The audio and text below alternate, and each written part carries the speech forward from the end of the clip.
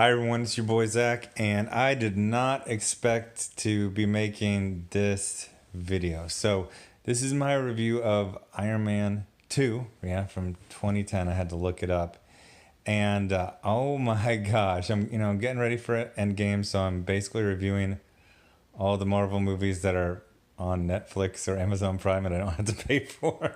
Although I think I am going to pay for Iron Man 3 because I've never actually seen it all the way through, but. This one is weird because I saw this one, I'm pretty sure, in the theaters, and I remember absolutely hating. And we got to go back because remember, this is 2010. This is only the third Marvel Cinematic Universe movie. They had Iron Man and Incredible Hulk in 2008, and then nothing in 2009. And then they had the sequel for Iron Man pretty quick, 2 years later. And I got a bad habit. In that a lot of times when I watch something or read something or hear something or I meet someone, stuff that I like, initial impressions or are very strong on me, and sometimes I get hung up on something. There were three little bits that happened pretty much towards the beginning of this movie. And the first time I saw it, which I believe is the only time I've seen it before today, I was so angry. So I'm going to talk about the three parts that bother me. Number one, Tony Stark urinating in his suit. That still bothers me, even in this movie. Even though I loved it this time, it still bothers me. It's one of those things where it's in an early draft, and you go, "Hey, I know it's a redemption arc, but let's just take that him being a sloppy drunk at the party. That's enough." They kind of touch very, very briefly on the demon in a glass bottle alcoholism storyline from the comics from, I think, late 70s, early 80s. So it was peeing in the Iron Man armor. It was Howard Stark, Tony saying he had a bad relationship with him, which really pissed me off because in the first one, Tony seems to absolutely worship his father. And he says, basically the peace in America is because of people like my dad. Good father figures are pretty rare in even 10 years ago. So it was very shocking in a good way to see a good father figure. And then when they had to have him being like a sloppy drunk and Tony saying he had issues with him, I was just like, that pissed me off. And then this is like, I've been talking about how plot holes and how plot holes aren't really plot holes. And when you write, you don't really care about plot holes. But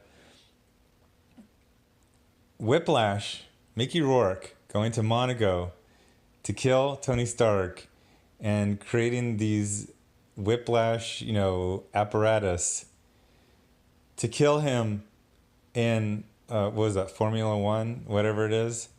But Tony only decided to drive the car at the last minute. They actually show the hired driver getting so angry he quits at the time. And I noticed that plot hole, if it is a plot hole, right there at the beginning. I was like, Tony Stark's just a guy who has one overweight bodyguard. You don't need. They show that Whiplash is pretty. He's been in prison for 15 years. He could have probably taken out Happy Hogan and then just snapped. He could have just snapped Tony Stark's neck. But anyway, so I knew those were coming. But one thing that happened is I've talked about Marvel Studios formula a lot and how I generally kind of hate it. But I forgot that it was the Wild Wild West 10 years ago. They didn't know what they were doing. And these were characters who had kind of minor recognition. Like you said, Iron Man to the average person in 2007, they're just kind of like, yeah. I mean, some would know, some wouldn't. Now, basically everyone in the whole country has heard of Iron Man and knows him quite well. But I forgot that there wasn't a Marvel formula in the first couple movies. They were just trying to... let's just kind of make it kind of mainstream. If I would say there was a formula, it was just like, it feels like they all saw The Rocketeer and they said, just make a movie like The Rocketeer, except for it's Iron Man. It's like, here's the girl, here's the guy, here's the bad villain. Here's some people being rescued. Oh, speaking about people. Oh my gosh, this is so amazing. I just watched a Marvel movie where not everyone was a superhero or supervillain. In fact, almost every single person was a normal human. Even just access to super, amazing things was rare. People were normal. It's like a secretary who's a CEO. You got a bodyguard. You got a secretary. You got a congressman. You got a Air Force guy. You got an Air Force general. Oh my! No aliens. No androids. No monsters. No gods. Just a bunch of humans and a pretty interesting story. So the story is that Whiplash is the son of something Vanko, who helped develop the initial arc reactor, and shenanigans, getting revenge on the heir. Then with Tony, he revealed himself to be Iron Man at the end. It's a couple of years later. He's kind of like a national hero, but he's very, very, very cocky. There's a scene there's a congressional hearing, and he's just acting like an ass, and I remember that really bothered me the first time too. But even though he's congratulating himself, and the scene is kind of like everyone in the crowd is like, oh, you're so funny, Tony. But you see later with his confidants, people who actually care about him, they don't like when he's acting like this, when he's drunk, when he's too cocky, overconfident, all that type of stuff. So Rhodey and Pepper Potts especially really, really ground this movie. And it's so nice not to just have them in 20 seconds and then we have 8 million quipping, sitcom-y. There's jokes in this, but a lot of it's just like solid old-fashioned storytelling. So, Tony has the arc reactor in his chest, but there's a metal in there that I'm not sure what the metal does. I think it's like not a capacitor.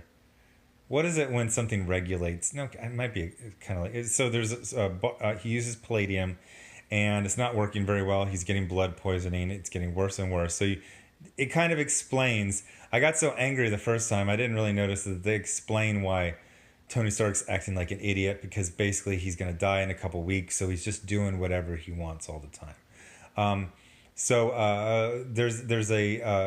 He's dying. Somebody wants to kill him. And then there's a mystery with his dad. Then there's this other one, Justin Hammer, I think, played by Sam Rockwell, who I'm not really a fan of. I know for my dad, Robin Williams always drove him insane. Like, my dad's a really calm, mild-mannered guy, but anytime Robin Williams was like on the Tonight Show, he would just change the channel. One time I asked him, I go, he just thinks he's so funny. Well, he's a comedian. But he started explaining, he's basically saying, like, he just does the same three things.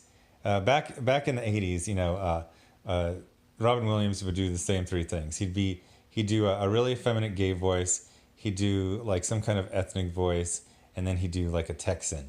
And, man, that was, like, 95% of his act. And if you didn't like those three things... So Sam Rockwell is, like, the kooky indie guy.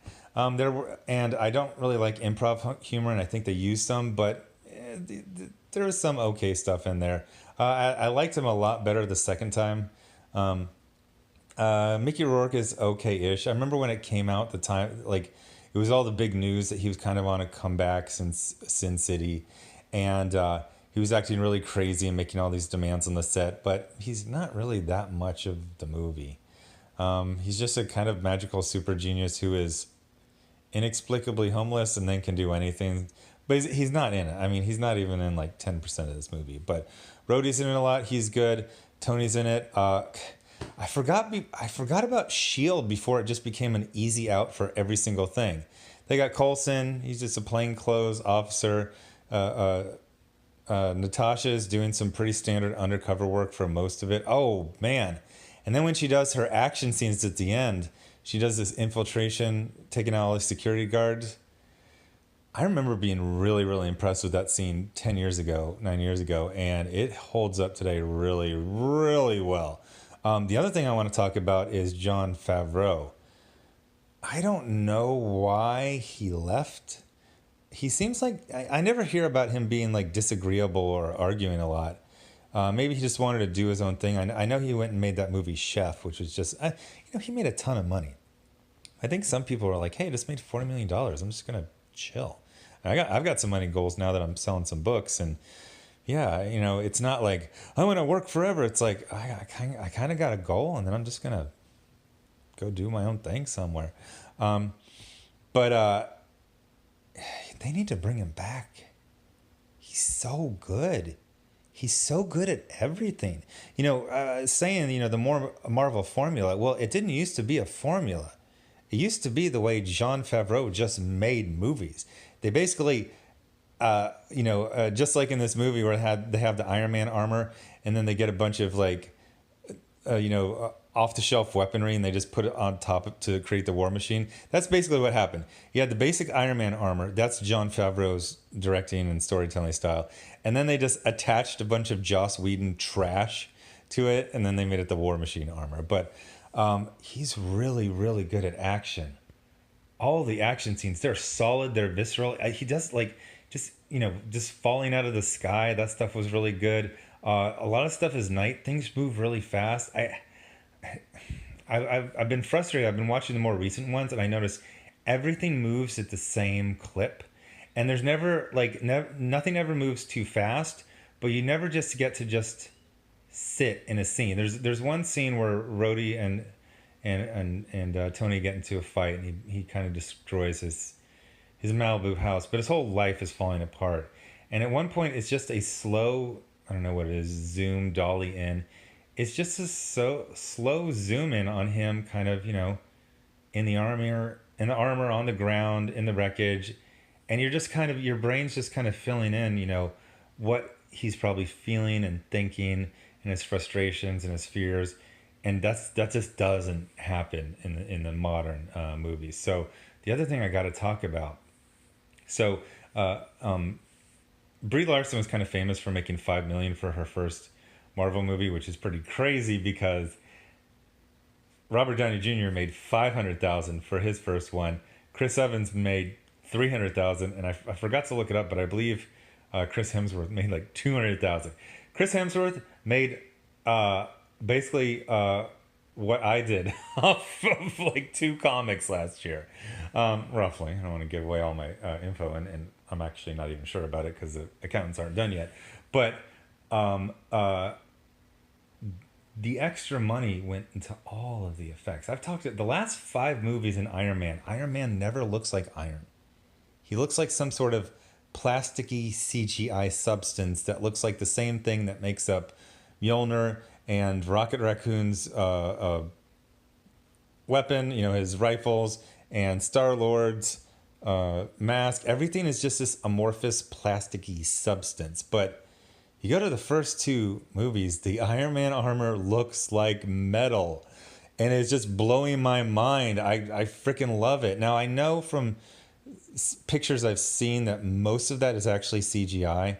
Robert Downey Jr., and he was just wearing like this gray outfit with these straps that would, help the CGI artists figure out the, dimensions and things. But it just looks great.